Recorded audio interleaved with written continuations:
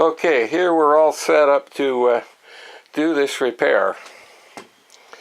We've got the inside of this ground down and cleaned.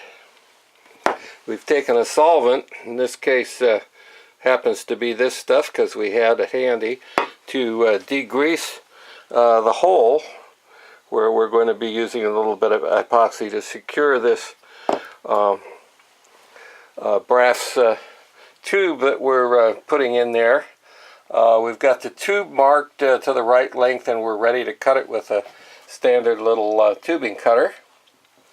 We've got our what do you call this stuff? Can't think of the name of this company. This is West System flexible epoxy.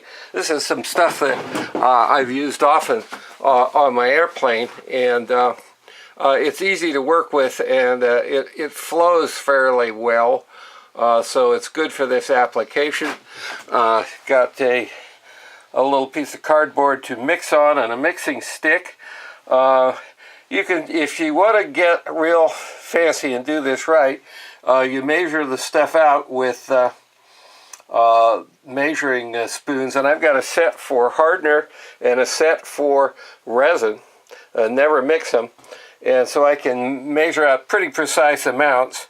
Or, you know, in a small batch like this, you can just, you know, take a quarter or something, make a little circle the same size, fill it up with the same amount of resin and hardener by eyeball, and do it, and it'll work that way too.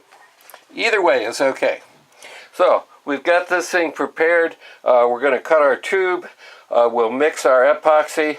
We'll put some epoxy in here, and we'll put it on the tube as it comes through.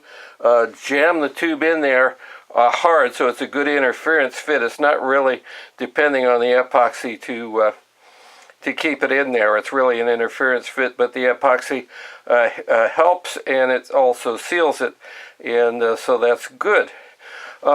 We've cleaned these passages out nicely, and most importantly, and you don't want to forget this, we've cleaned out these elbows. This elbow was completely obstructed, and I had to use progressively larger drill bits up to just shy of 1/4 of an inch to get this thing finally clear. It was impacted, it was hard, and it took about 5 minutes to clean that.